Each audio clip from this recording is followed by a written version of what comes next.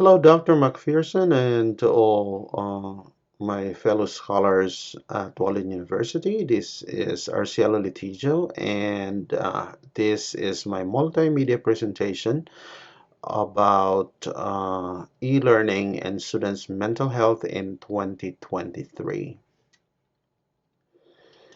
So, a survey from 2021 to 2022 revealed that 55% of Americans believe that e-learning is the same as or better than in-person education.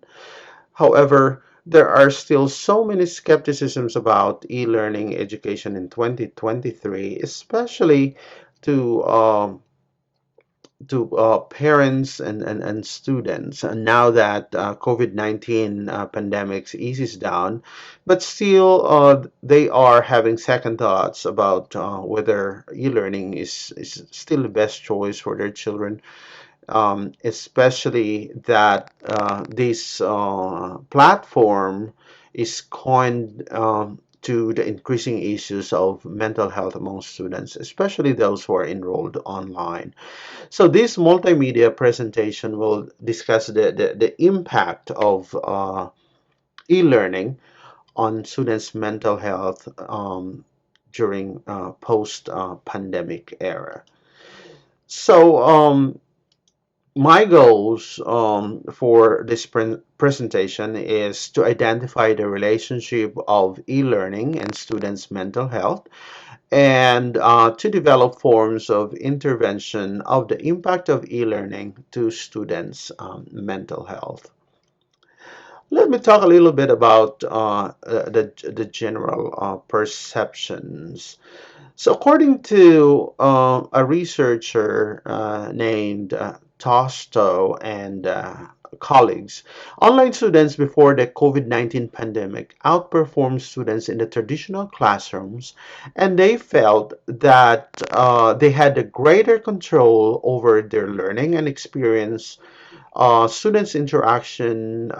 They're able to acquire new knowledge through the online learning platform.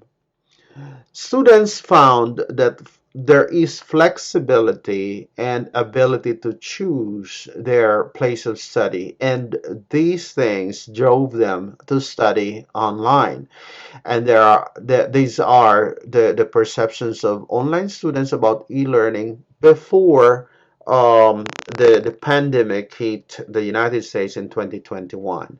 So this general perception of e-learning effectiveness is high during pre-pandemic, and they vouch that the experience allow them to develop communal relationship and interpersonal skills via social media and via online network.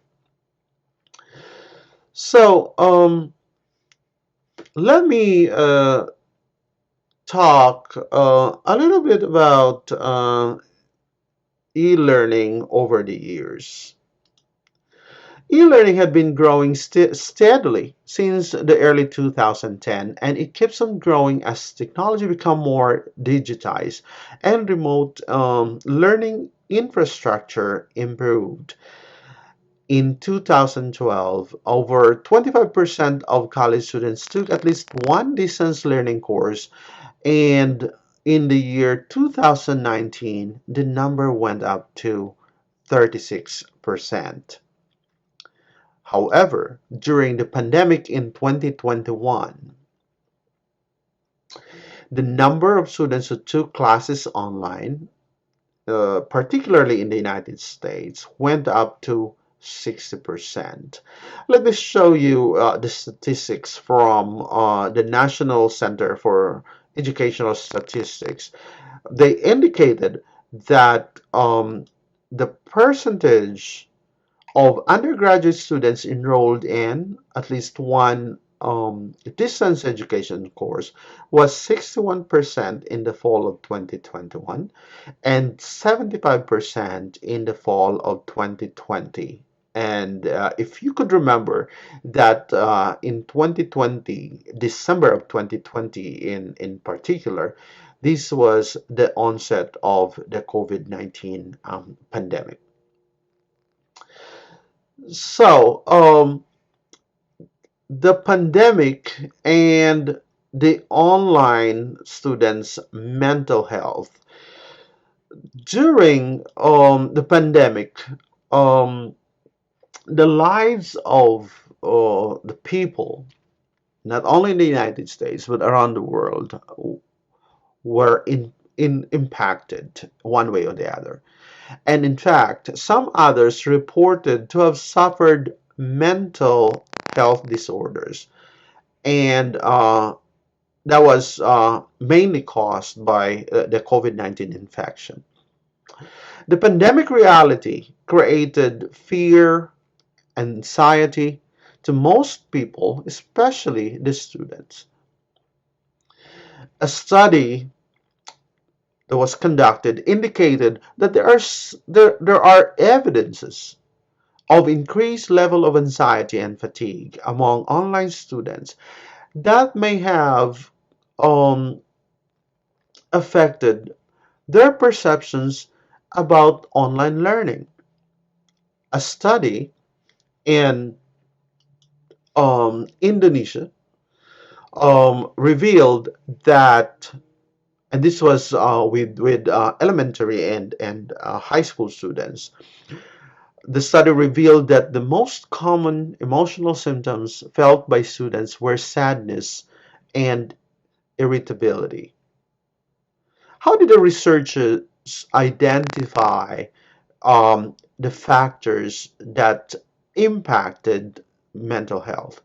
The researchers used predictors of depression and stress levels to prove this point, and they found out that through their observation and findings, these resulted in the skepticisms of parents and students whether e-learning is still a good option for education today. So,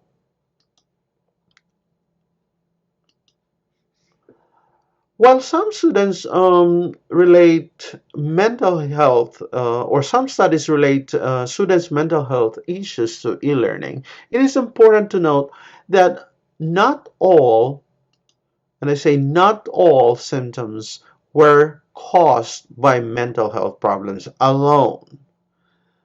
In fact, according to a researcher named Wang, that health or that students' lack of time management, the students' lack of full-fledged adaptation strategy, and the ability to learn new material through distance learning model may have caused distress and anxiety about online learning.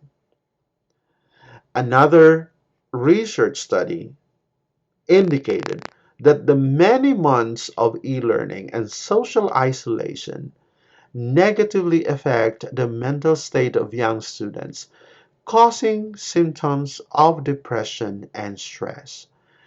And this is because of the perception that e-learning could negatively impact their knowledge and worsen their grades.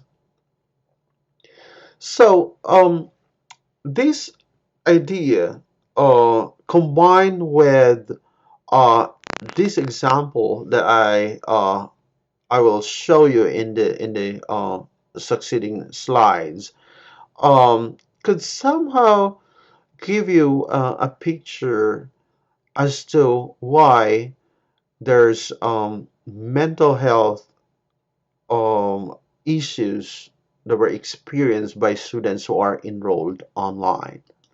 And this could be the perfect example that explains the need for students to adopt e-learning model as they decide to enroll distance education. So, In live learning, also known as synchronous learning, the use of camera increases the levels of engagement and educational experience. And by doing otherwise, there will be less interaction and intimacy in the virtual classroom. As an experienced virtual teacher, I always require students to open their camera. I it is a requirement. It's mandatory so that I'm not seeing dark screens or I'm not staring at the void. Um, Opening or open cameras would allow me to see my students and would allow me to interact with them virtually. However, uh, students also feel less isolated from their teachers and peers during synchronous instruction than asynchronous instruction, and that is because you can build the connection when you are seeing the person on the other side of the screen. While some students acknowledge self consciousness and uncomfortable surroundings as an issue when opening cameras during live sessions, but adherence to these social norms in a virtual learning environment is is very important to in order for virtual learning experience to take place. And this one is one of the skills to be able to adapt the e-learning model. So, one of the researchers stated that there's an alarming high levels of stress and depressive symptoms of students who are taking courses online, and that schools and universities should offer appropriate support and assistance. And this assistance may include intervention, group meetings, workshops, or webinars for managing stress. But for coping the demands in the e-learning space, students who wants to be successful in e-learning must be prepared to adapt with the demands of the virtual space. And in fact, a researcher mentioned that the perceived readiness has a positive correlation with technology, and in this case, that student with higher readiness better recognize their own metacognitive learning skills. Let us talk about the implication of these studies to curriculum development. So, like those students who were abruptly moved to online learning spaces during the peak of the pandemic, students who are brand new to e-learning may also experience same level of anxiety that could mostly be due to unfamiliarity and adjustment to the new learning environment. So the transition could be challenging for students that need to develop and they need to develop effective strategies to support students' well-being during, or in particular, during the transition stage. So, the mental well-being of students should be the number one priority. That should be that should be put in the first category of priorities. The of creation of a responsive and inclusive online curriculum could address the growing concern of mental health problems of students enrolled online. A researcher named Noriana and colleagues suggested that the inclusion of mindfulness-based stress reduction techniques to the curriculum can somehow reduce student stress level, and to establish a structured e-learning environment helps in the transition. And what this means is adherence to the course timetable, and communicating to students on a regular basis the changes and any updates to the courses, and that assignments are adapted and should be designed in the e-learning environment, and with provided resources and self-care for students, and the possibility of uh, extending deadlines to the requirements. Let me conclude this presentation with an emphasis on the importance of the learning community. Students can learn in an environment where there is rich social interaction, where they are given opportunity to collaborate, opportunity to group themselves, interact, and discuss among themselves. That is one of the many ways where students can develop interpersonal skills that is needed to achieve learning to its maximal level. The development of e-learning community in the virtual space could address the issue of feeling lonely, feeling isolated in the virtual space, in the distance learning.